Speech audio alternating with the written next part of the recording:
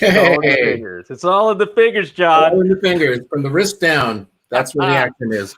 I love it. It's always good to see you, John. You know, I have to tell you, this is a highlight of my week. I really enjoy our time together. Me too. It's like the convergence of all the energy for the previous 6 days comes down to this hour on Thursdays. Yeah, you know, it both seems like forever, but also then like it could just be tomorrow. It's That's like how quickly this moves. Slideshow. The weeks are shooting. It's like those old 40s movies with the calendar pages just kind of coming down like leaves. Yeah, Gregarious, we're going to need to get that animation going. We'll have to add some cool video clips to the show. Well, hey everybody, welcome to Intersections. It's a pleasure to have you here. Excuse the camera action. I'm experimenting here with production value, as you can see, so that I can learn how to better navigate these times visually. And I know John is as well. A couple of things that we want to get out of the way before we jump into our official introductions and bring on our first guest. Please feel free to comment, share where you're watching from today. Also share questions. We'll make sure to feature those questions in our conversations, as well as following John on Twitter and Facebook and LinkedIn, also following his columns on Forbes. Make sure that we throw in those links into the comment section. Also, please do subscribe to our newsletter. In fact, John, I'll follow up after this meeting so that we can have a brainstorming session about what we're going to finally do with this.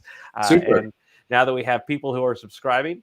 And then last but not least, if you have ideas for guests or topics you want to see covered, please do share them with us. Now, without further ado, I'd like to introduce my co-host and also co-founder of this program, John Kao. John is, well, now he's a great friend. He's someone that The Economist has called Mr. Creativity. He's a serial entrepreneur. He's a thought leader. He's an advisor. He's a strategist in the fields of innovation and business creativity for, I think, going on 3 decades now. He's also Tony-nominated producer of film and stage. He wrote the best-selling book, Jamming: The Art and Discipline of Business Creativity. He also chairs the Institute for Large-Scale Innovation.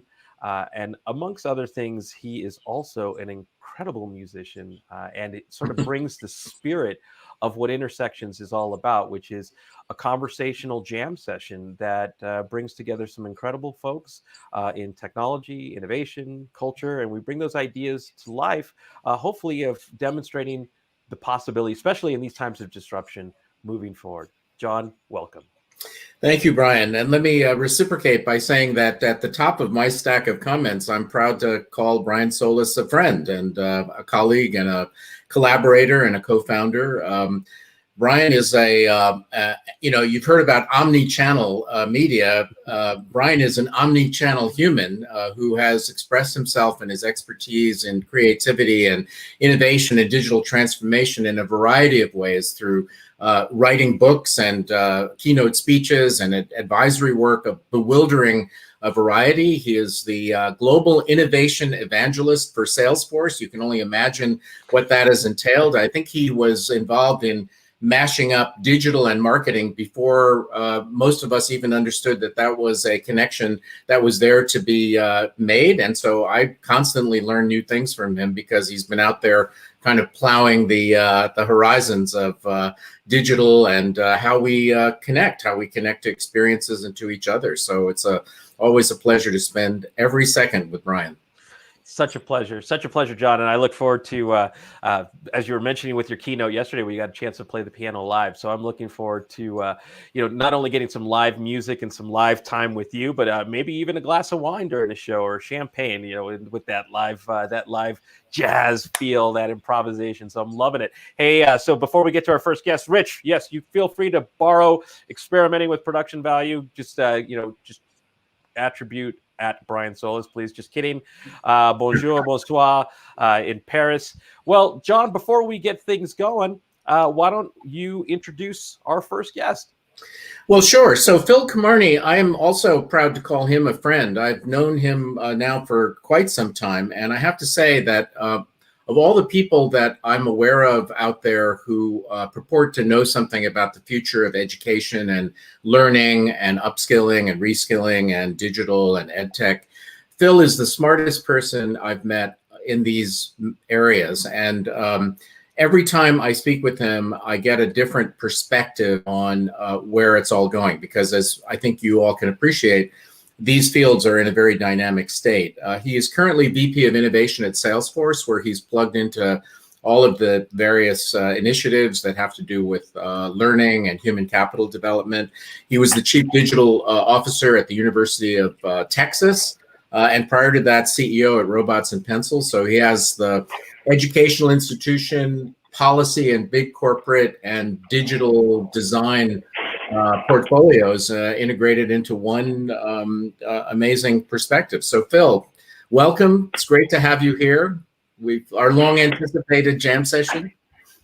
Wow, I can't. I just hope my mom's watching to hear what you just said. That was so humbling. I can't even tell you. But I'm so happy to be here. Thanks for inviting me. I do remember last year at Dreamforce sitting at Amber Restaurant between you two great gentlemen, and wondering maybe this could be the start of something.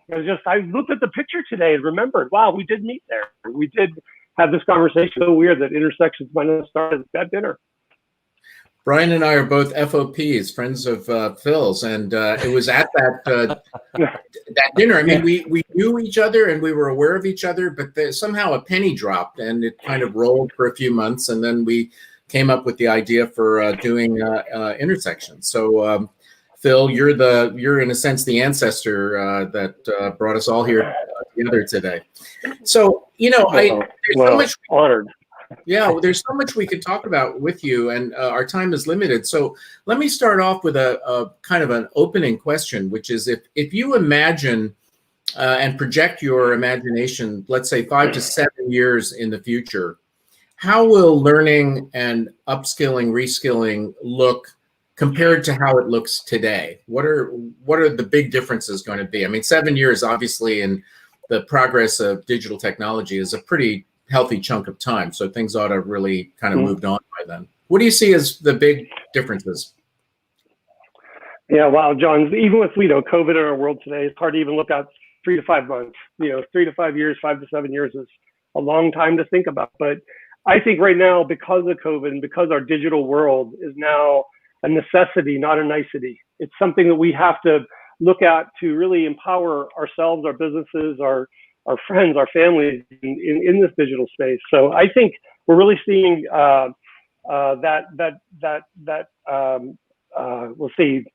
pathway between academia and industry, that nexus right in the middle of that. We're really starting to understand skills, and skills has become a really hot topic. It's been in that skill-based education and skill-based learning has been around for a long time.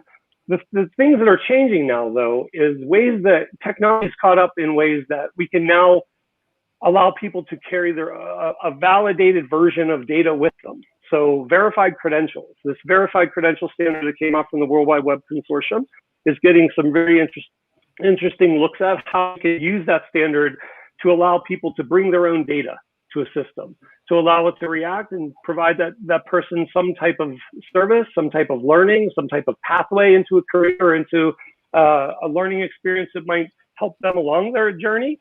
So this skills world right now is evolving so quickly because I think academia and industry are now working together. Some of that coalesced around the learning employment record work we did with our White House, with a bunch of other tech vendors, a lot of other companies, big companies like Walmart, thinking about how open skills taxonomy can really help them understand their own employees and help them grow their 1.6 million sales associates that they talk about into different roles across the lifetime.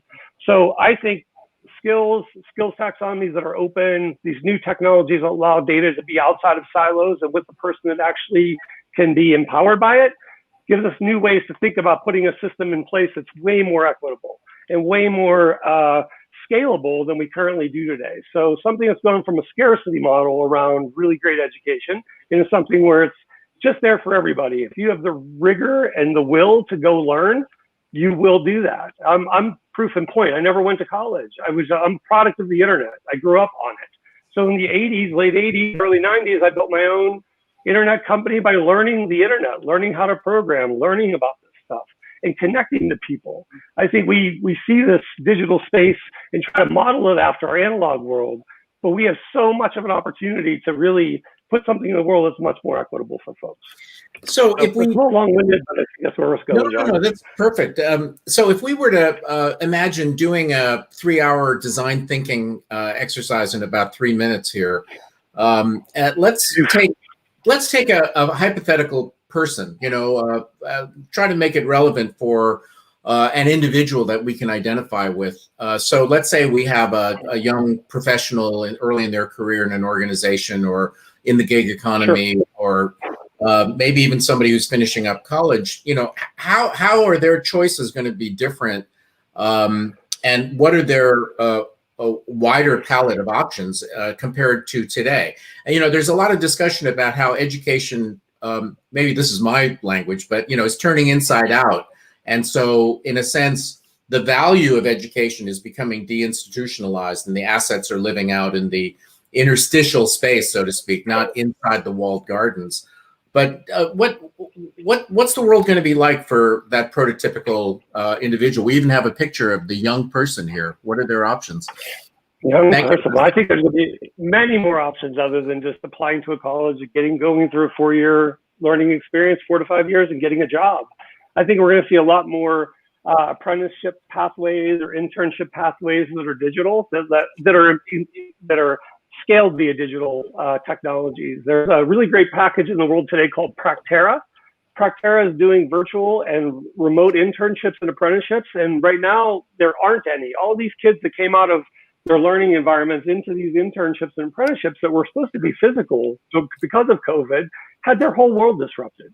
But there's ways to do this in a digital sense that have a really beautiful feedback loop inside of them, just like you would in the physical space, but now virtually. And when it's virtual, you can scale it a bit more. So there's ways that we can use that. So I see many more options, many more pathways into jobs, into apprenticeships, into internships that are really help people understand the skills they have, what they need to develop, and where they want to go. So I always talk about a compass and a map. And that's the things we have right now. A compass is like my skills profile and what I can do in this world. And the map is these open taxonomies of skills and jobs where we want to grow into. Those two components are really coming to life right now. And with them, I think these multiple pathways, multiple opportunities, different ways to educate, learn in the flow of work, all of that becomes very, very apparent. And there's really great partners like the companies we work with, like Northeastern University, working with tech companies to build boot camps into the actual environment where they're working that results in degrees over the years as they go through their work and their learning. So many, many more opportunities other than just applying, getting accepted, hopefully getting accepted, which I never got accepted. And then getting you're following an noble tradition, though. So some people would consider that a badge of honor. What about AI? So there's discussion about how algorithms are basically going to make market spaces that link suppliers and supply and demand side for talent, and you'll be able to, as somebody coming up in the world, interact with a whole array of opportunities because algorithms will make matches. Is AI going to be a really significant component of what you see as the emerging technology landscape for learning, or is it kind of overhyped? I do. I think it's really it's overhyped in a sense. I mean, everybody's looking for the Netflix of education that's going to recommend the next best thing for me as a person. I think it's going to take a bit to get to that. But when I talked earlier about the learning employment record, when we started to think about that, we didn't standardize on one taxonomy or one data set. We standardized on the container. So verified credentials should be called verified containers. Inside of that container can be any payload you want. That's where AI can be focused to look at and start to rationalize these different payloads. The trust and truth of that data, though, could be promoted by the person that owns it. That's the big difference. So once we see that those components come together, I think we're able to model how data can motivate people. And that's some of the work that I did at UT. And it's actually I just can't wait to get back at it at scale and see how people can really move forward with their information in service of themselves, not in services of a company. So I got one more, and then Brian, maybe you'd like to kind of drive for a while. So what do you think the impact of this whole reskilling revolution is going to be from a macroeconomic point of view? I mean, people are talking about it as creating more efficiency, and also related to that, is this primarily an American thing where, you know, smart people in Austin and San Francisco and New York are figuring this out, or are these systems gonna be global, and are they to some extent being pursued in other countries even currently? I mean, obviously the reskilling and upskilling issues are relevant to every country in their own way. Are we the big innovators, or, you know, are we creating global systems, or is this just good for the U.S.? No, I think it's a global movement. I mean, just speaking from Salesforce's perspective, we have Trailhead as our learning platform. We work with our MIT, a very big technical college in the Australia area and in the APAC area, and a company called Rebiture that actually helps with that training. So it's all the skills-based training is happening all across the planet. And we just get to see it through our platform very easily because we can define the skills that are needed on our platform to make our customers successful with our technology. That bit of information, that bit of skill, those people, our Ohana that Brian and I are in the middle of, or, you know, this Ohana that we talk about, our family, having people have the right skills to be able to implement our software, that's just part of our strategy. That's part of what we do with Trailhead, just to be able to make people see that there's a future there for them. That's happening everywhere. I was on a call earlier, a presentation earlier with the World Learning Summit over in Norway. I was supposed to be in Oslo this week. This I had to do here, which was fine, but having people from 130 countries hearing this and reacting to this exact same conversation that we're having, that is the trend in the market. It's about inspiring people with their information and providing opportunity, distributing opportunity to the people that are already distributed. This talent's already distributed, opportunity isn't. That's Paul Blank, I think, from SNHU, quoting him, but I truly believe in that. And I think through data, we can make that exposure happen, or that extension happen. That is a great one. Great quote. Hey, so Brian, over to you. Yeah. Oh my gosh. Well, first, for everybody who doesn't know, Phil and I are part of the Ohana at Salesforce. We're colleagues. We're actually on the same team, so this is very cool. And before that, we were friends. So I love how all of this stuff comes together. Phil, I'll just jump right in because our time is limited. We have been talking for years about the growing skills gap, especially as we start to enter an automated world, one powered by AI, machine learning, robotics, and I was just looking here as we were chatting at some of the things that we need to think about for the future of jobs, and some of the skill sets that we can see that are necessary coming up here in the near term. I mean, even though this says jobs of 2022, I think what we could all agree on is that COVID has basically advanced everything by years. And so this 2022 jobs, if you can see like data analysts and scientists, AI machine learning specialists, what you can't see, but what I have in front of me is how much this has changed for the job skills of 2025, which is analytical thinking and innovation, active learning, learning strategies, complex problem solving, critical thinking and analysis, creativity, originality, and initiative. I mean, these are all incredible things that are changing the dynamic of not only work but also education. So, are our students ready for this? And if not, how do we change this to help them moving forward? Yeah, that's a great question, Brian. It's an honor to work on our team with you. It's ever since you joined, this has been a great addition to our team. I'm so glad that you're part of it. I think that I don't think the tools are in place for educators and for students to really engage this way. Some of the work that I did when I was at the University of Texas System, we were building a platform called TEX, Total Educational Experience is what it stood for. But it was taking basically the Salesforce platform, putting it at the center of a 14 institution system and using it to connect those 14 data silos through one thing, the student record, and giving that student access to it. those tools, that componentry, is why we were able to have those conversations and make that come to life in Texas, or try to make it come to life in Texas. We were eventually shut down, so I have to say that. But we were that process. I think it takes tooling, and an understanding of what this data can mean for people, how it can inspire them. The reason I'm really inspired by this is the work that we did once we installed this, it deployed this technology to students in the Rio Grande Valley of Texas. The second poorest county in Texas is Brownsville, down in the south of Texas. These students that were engaged in this learning environment, that gave them agency in their own data, let them move ahead by 2 weeks, let them slow down by a few weeks, but really took the sage off the stage and put a guide on everybody's side and let them move ahead by 2 weeks or slow down. Putting agency in that gave them what they called a superpower.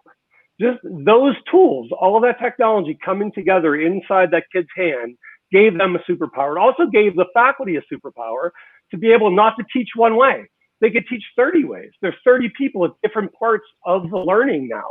So they had to really adjust. So we had to build tools for those folks as well. So I think it's tooling. I think it takes a lot of understanding, a lot of design thinking. This isn't something you deliver to someone. It's something you bring somebody with you. This is all like servant, not leadership, but servant design, I called it. When we were there, really listening deeply to something that's so old and not old, obviously, old's a bad word, but very structured, and trying to understand how that structure could be reproduced to get to more people. So I think it's all about tools and people, but it can be done. It's right now we need the tools to make sense of what we're talking about right now.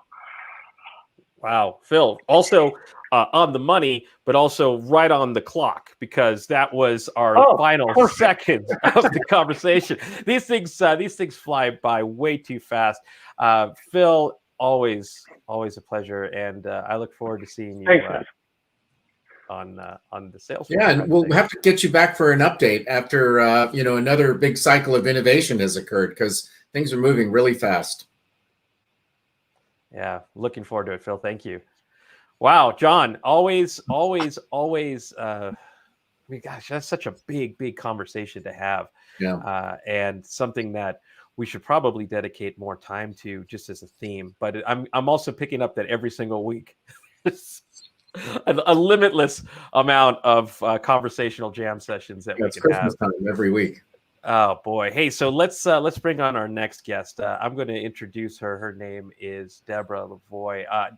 Deb and I actually have a past as well. We worked together when she was doing work with Jostle, and we were exploring the future of employee engagement and employee experience. I'll give you a quick background on her. She's been a marketing executive at AOL, Adobe, OpenText.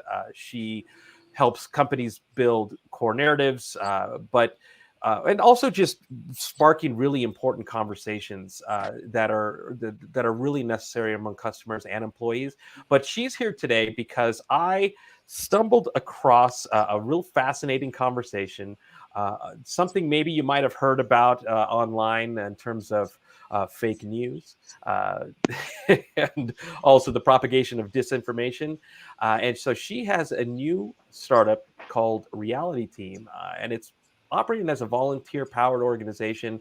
It's helping people find truth, not your truth or my truth, but actual truth, to help people make reliable, authoritative, confident decisions based on that information, and not getting sucked into all of the conversations around not just the fake news or the disinformation, but just the dynamics that actually is doing or having, not just in politics, but actually on society itself. Deb, welcome. Thank you. It's really great to see you after so long, Brian. Nice to meet you, John. Yeah, well, welcome. So Deb, why don't you kind of give us an overview of what you're working on and kind of the story behind it? Okay. Well, as a marketing person working on narratives and digital marketing, back in late 2015, early 2016, I noticed that there were bad actors out there who had sort of taken over the tools and techniques of digital marketing for malicious purposes. And I didn't think that was okay. So there were suddenly these, I was suddenly seeing these bad guys playing in my yard, and I thought that that was a real problem. So I studied disinformation, and I studied what was going on as much as possible, and I read and I read and I read. And at a certain point, I thought studying all of this and monitoring all of this is very interesting, but we need to start to turn that into action. So one of the things I realized about disinformation, I think a lot of people really understand about disinformation, is that, first of all, there's a lot of it. It's super repetitive and it's super simplistic, right? It's extremely, extremely simple. So it just gets into people's heads, not just super ideological people, so not just people who are way on the right or way on the left of the spectrum, but it has left a lot of people in the middle. According to Pew, about 53% of adults starting to find that it's hard to tell what's real and what's not real. Yeah. Well, you know, can I ask you something about that real quick? What, you know, sure. I gotta, first of all, thank you for what you're doing. It seems to me that someone like you or me shouldn't have to step in this type of conversation, but now here we are, and thankfully here you are. But I got to imagine that in all of the research that you've been doing, how did we get here? How did we get here so quickly? You know, that's a very interesting question. So one of the things that's happened is that early on in this disinformation cycle, we were seeing, well, the Russians in particular, go into some of these extremely fringe networks and kick out funny little talking points, strange little conspiracy theories, and start to amplify them. They were also going into communities on Facebook and looking for communities and individuals who might be responsive to these messages, right? So they were very, very clever. They looked at who their target audiences were. They looked at what messages seemed to resonate with them, even a little bit. And they started to amplify them with both automated and, well, a variety of techniques. And they got these big enough so that they started to pick up steam in social media, got them amplified into sort of more fringe media that got big enough. And they used each bit of media as a stepping stone into mainstream media. At a certain point, other sort of networks that were kind of aligned with their messages and intentions started to also join in on this amplification. And that started out as sort of, you know, right-wing media in general, right-wing communities online, and ultimately we started seeing a lot of elected officials start to repeat this stuff. These days, we actually see some of that go back the other way, where elected officials say things, it gets picked up by the media and then amplified by some of these other networks. It takes a certain amount of long-term thinking, dedication, focus, and effort to get this started. But once it's started, it's a exponential kind of thing. So we're very much flooded with this kind of disinformation, and in our society where free speech is one of the most sacred things, we're not very well equipped to handle that kind of situation where we are just flooded with speech that most people think is ultimately harmful to us. Wow. Well, John, before I turn it over to you, I just have one more question. And that's around sort of the idea So of. what we've done, I've kind of lost your audio, or you've lost mine, one of those. Oh, well, can you hear me now? Is that working? No? John, What we've maybe done over to you. is, Can you, Deb, can you hear me? No? can you hear me? Yes. Yes. Okay. So what we've done at Reality Team is to say, okay, so this disinformation is out there, it's pervasive, and it's extremely simple. So if you have a piece of disinformation that says, say, vote by mail leads to fraud, and the response to that is a dozen really well-researched, really well-written articles that are between 2,500 words and 10,000 words in various media outlets, the really simple statement of disinformation is going to win. So we thought, well, what if we do the same thing? What if we take credible information and make it as simple and digestible and easy to deal with as disinformation? So we created these cards. Each card is, we call it a reality card. Each card has a rumor, very simple statement of sort of a theme that's going around the information sphere. A reality, which is, we try to make it an equally simple statement of what the truth is. A little bit like another paragraph or so of explanation fleshing that out. And then the references we used to find that information. So we're not really journalists. We're not even really fact checkers. What we do is we go look at their information. We look at the most credible stuff available and say, okay, so what is the actual deal here? And how can we tell truth from fiction? Then we post that stuff on our website and we push it out through social media channels as well. I should say, we are not really trying to talk to those people who are at either extreme of the political discourse, right? We don't really think we're going to change the mind of someone who is deeply indoctrinated into various types of disinformation. We are here for the people like my son, who's 20 years old, and he doesn't read newspapers. He's not particularly interested in politics. Super bright kid, but he doesn't focus on that stuff, and he ends up absorbing some of these things of disinformation, even though he's not particularly political at all. So, and 20-year-olds are not the only people who are not interested in politics. So this is really a resource for people who are not super focused on the news and do not necessarily have super strong political opinions, but get confused by the noise, the constant noise, and want to be able to tell what's real and what's not real. Yeah, well, John, let me turn it over to you with the last remaining minutes.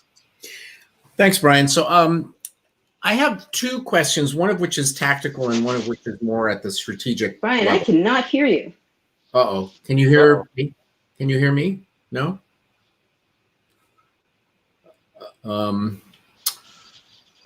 let's see. Can I put my question to her in the chat? Yeah. Let's put the question to her in the chat.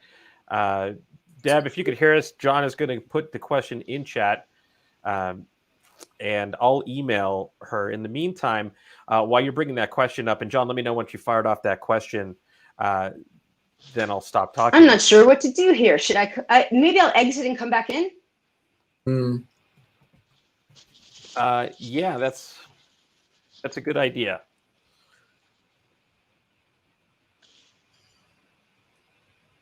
Can you hear us, Deb? Yeah, I think I'm going to have to do that. Okay, yes.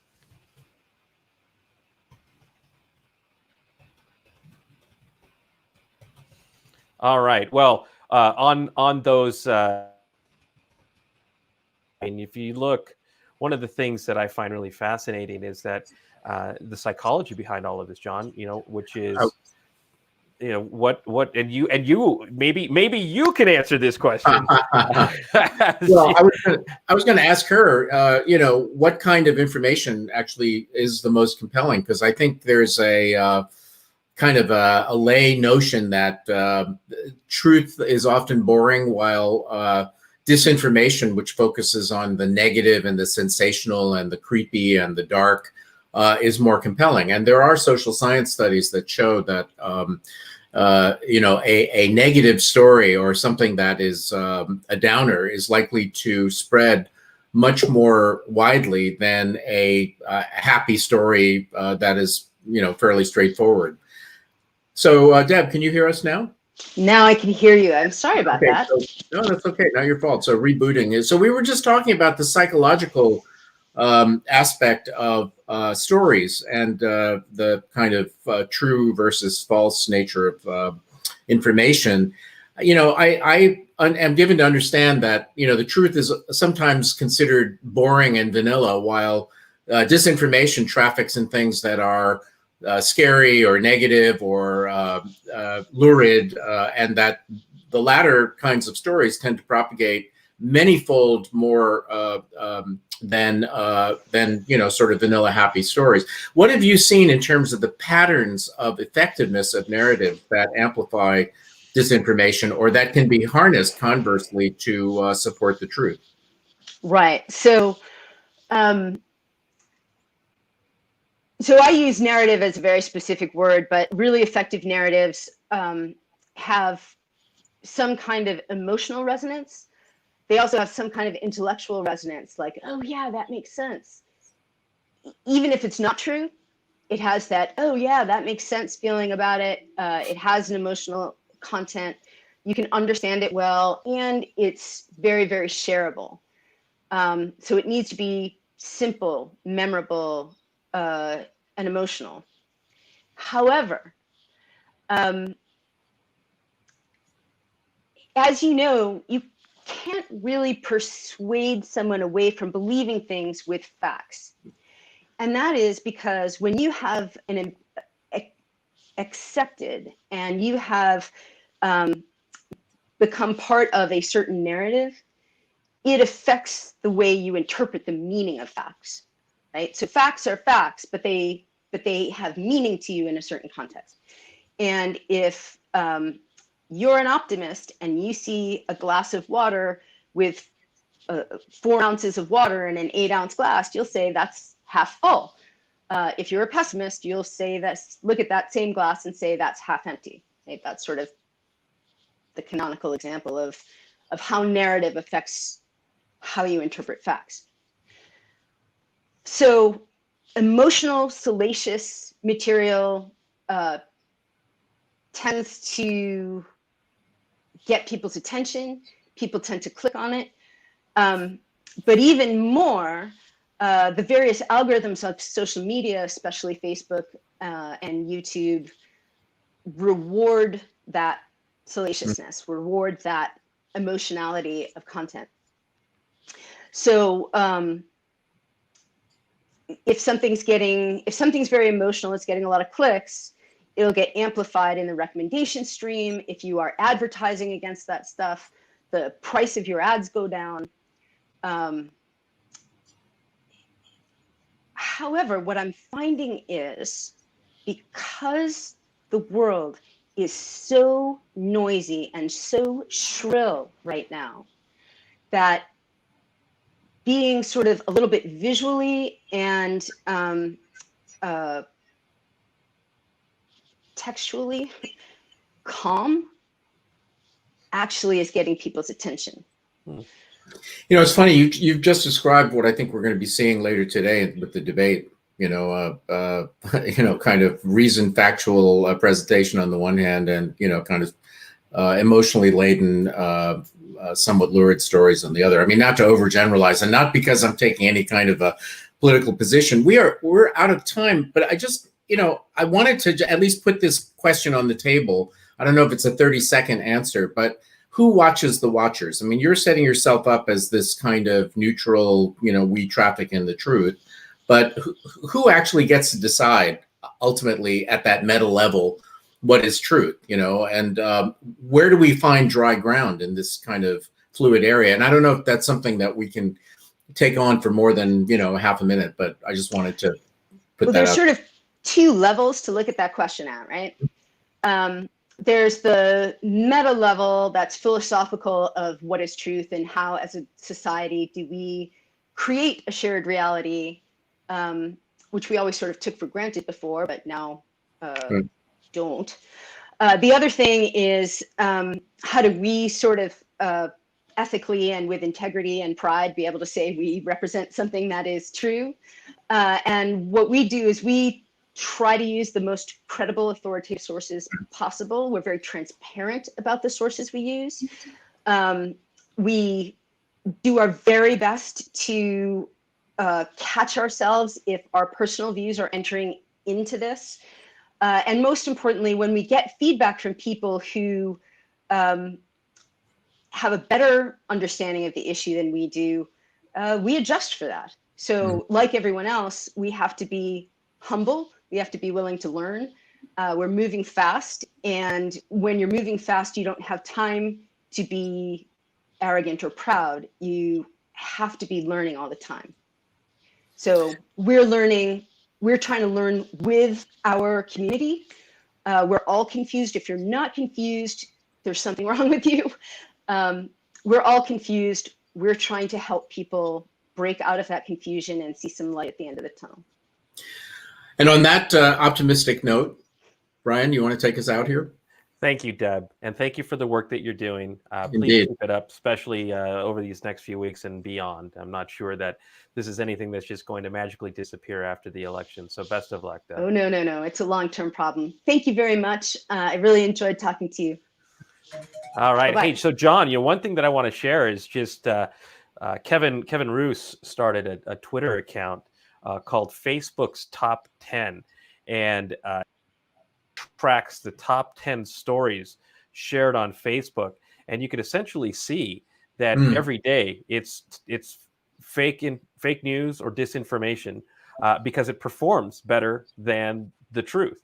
And it's consistent every single day. And these individuals are learning how to essentially game the system and monetize that content. So it's unfortunate. And I think the sooner that platforms like YouTube, Facebook, Twitter, Instagram, TikTok take a stand against this content, and more importantly, brands take a stand against having their brand associated with this content, I think the better the world will be. So there's a lot of work that we have to do. And again, yet another theme to be revisited on Intersections. And now I'd like to introduce our third guest, last but not least. I'm also a fan, big fan of his work and his company. Before I bring him on, though, I do want to say to everyone that I have a presentation to give on behalf of Salesforce and the Hustle that starts promptly in 16 minutes. So I will be starting this interview, and John will be finishing this interview. So let's show Phillip's title card here. He is the founder of MikeMe, and he was inspired, and I'll let him tell the story, but he was inspired by essentially this new world of content creation that we're all experiencing now. John and I, especially, as we learned this new world of video and audio. But because the tool of every creator is that smartphone, and so his work set out to essentially make content creation not just easier, faster, but also a higher caliber of production, I think. And so I've been a user of one of the flagship products that for several years. We met at Consumer Electronics Showcase in Las Vegas back in the time when you used to be able to travel. So on that note, let's welcome Phillip. How are you, my friend? It's good to see you. Hey, thanks for the invitation. I'm quite well. So I'm calling in from Austria. So it's already at night at my place. So thanks for inviting me. And it's been a couple of years since we first met. So I'm quite honored to be on your live stream. So thanks for inviting me. Our absolute pleasure. So before we jump in, why don't you share the story behind the company, and then also an overview of the products and also some of the new products that you just launched? Yeah, so it more or less, so you see already behind me. So this is I'm at home actually, because we work a lot from home in these days. So it all started more or less with this piano. So I'm a piano player. I worked before, and I'm a sound engineer basically. So I started with AKG, if you know that. That's a big brand for audio, headphones, microphones from Austria. And I worked there as a product manager, and I played the piano. I also have 3 kids, so my time for making music was quite limited back then when I was a product manager at AKG. So whenever I tried to record something, it took me like too long just to set up my computer, microphones, sound cards, software. So when I had like an hour of like making music and recording music, it took me, at least felt like that, like 30 minutes to set up everything. And that just felt too long if you just want to quickly record something. So, and basically back then, that was like in 2013, you had like 2 options. You do it rather quickly in crappy quality with your smartphone because there was a big button, you recorded it. Or use like professional quality, then you have to have like a lot of knowledge, a lot of things, but good quality and very expensive. So my idea back then was, why not combining those 2 things, like the easiness and the fast and the lightning speed of the smartphone, this guy here, with the quality of professional stuff. So that was the basic idea for MicMe. And then we developed something like that thing. Let's see if you can see it. Mm-hmm. So it's called the MicMe microphone, and that's what Brian was talking about. So it's a studio-grade microphone with a built-in recorder and records in studio quality with your smartphone. That's how it all started. And the vision basically for MicMe was, so that was our goal, every digital content should have exceptional sound quality. So that's what we try to reach out and to build for. So, well, yeah, how can you fast record, high quality? So basically every story, every content has like good quality. And I'm just calling in or speaking through the microphone, so hopefully you hear quite good sound quality. Hopefully. Yes, we do. And maybe you could also expand that in the last, since it's been a few years or a couple of years since I've seen you, you've also diversified the product line and moving into a Connect product and also a Lav product. So kind of tell us the story behind that product evolution. Yeah, so we did a quite successful crowdfunding campaign with the original product. So this was targeting towards like podcasters, musicians, voiceover, so like more speech-related products, but very creative, like musicians basically. And then we shipped about 5,000 products in 80 countries. So one could say this is a successful product. But over and over again, we got the feedback. So we want to take smartphone videos, and smartphone videos have one big problem. So the audio quality, so like, as you know, smartphone cameras evolved from very crappy quality, like from 2007 when the iPhone was introduced, to just like 2 weeks ago, I think, Apple introduced a new iPhone 12 Pro, which is quite amazing, the quality. So even the audio quality has evolved a little bit, but still like the audio quality is crappy because you're too far away with the camera, and the further you're away from the speaker, the less good is audio quality. So people say like, we want a solution to that. Your microphone is nice, but it's too big. Make it smaller. Make a clip-on microphone. Make it vanish out of the scene. So different comments about it. Couldn't you add a plug to it so I can connect my Lav microphone? So there were like hundreds of comments of those 5,000 people asking for that, and from very different businesses. So from very entry level, like homemaking video guys, up to the very big corporates and media companies like BBC, Red Bull, like big broadcast companies, basically. So which was quite interesting to see, like, okay, we went out for a musician product, basically, and a podcaster product, and then figured out, oh, maybe the way bigger market is smartphone video and how to fix the audio for smartphone video. And then we started working on a prototype, and I also like sent Brian a prototype quite early on, and that's the new product which we just started shipping like two weeks ago. So it's called, maybe you see it here. So it's called MicMe Pocket. What's different is it has a plug, so you can connect different types of microphones to it. So if you don't know what they like, this is a clip-on microphone. So this normally goes onto your shirt, or just mount it here. So you have quite close distance to the microphone here. This goes into your pocket. And the cool thing is that it also has a built-in audio recorder. So every sound which is recorded is stored here. and it talks wirelessly to the phone. So if I open my MicMe app, you basically can record video with the smartphone, but the audio comes from here. And the really cool thing is there's no hardware on the phone. It's just a software solution. So you don't need any like receiver on the smartphone, which is quite unique because everything else, all other solutions need like receiver on the smartphone. And that works for up to 3 microphones. So let's say us 3 making we would meet in the physical world, like in reality, which would be quite cool actually.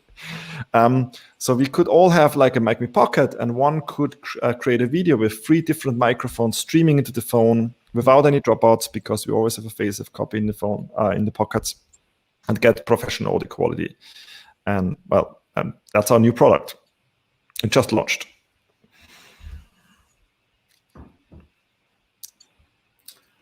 Oh, I think maybe Brian is gone. We're flying solo now. I guess Brian is off on his other project, so this is a new one for me. Well, listen, first of all, I'm really excited to be in conversation with you as someone who also plays the piano and who's also got a bit of a history with digital music technology, and has invested in AKG microphones and headphones and things of this kind. I have a few sitting right over there out of eyesight. So I guess what I'm curious about is how you see this all progressing. You know, it really is about the decentralization of production capability.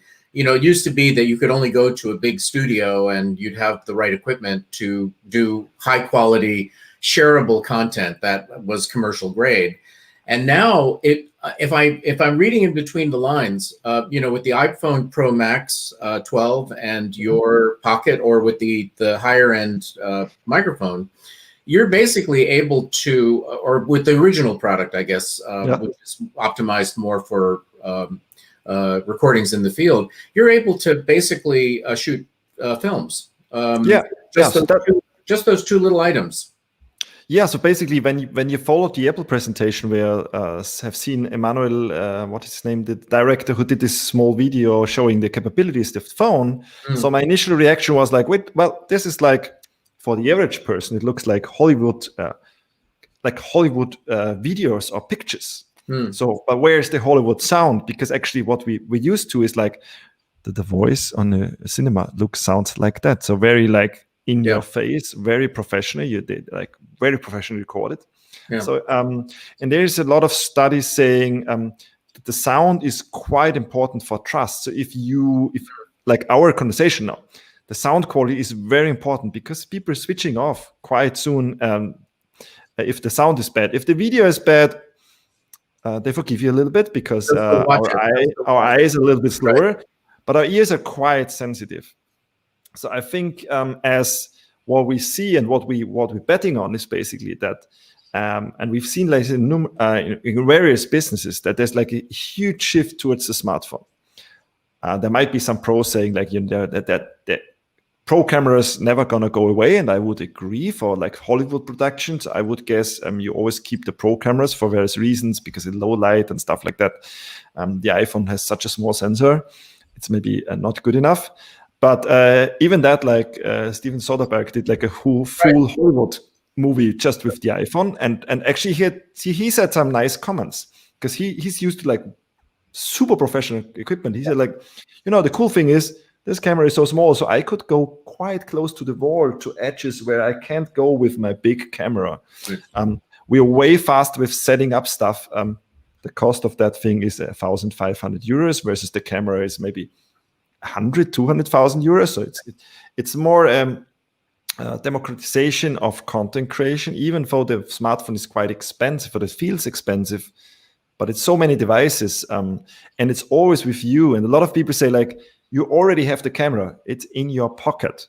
You already have the camera. You don't have to buy a new one, because why would one buy a new camera? I mean, if you're not a pro and a videographer, you don't really need it for short social content, for like, you know, the previous person you were talking with, journalists, for example, like journalists using that thing more and more to create content. It feels more natural to your interview partner. So journalists basically make the point saying, people feel more comfortable with the smartphone because it's not so much in your face. If you're like a big broadcast camera, you're more nervous, most probably. Right. So it has a lot of advantages, certainly some disadvantages, but I would say over the next couple of years, we're going to see a huge shift towards the smartphone camera, not just like in normal Instagram pictures, like on a consumer level, but on a professional level, the shift has already started like on a smaller scale. And there's like big companies saying like that the creator space will unfold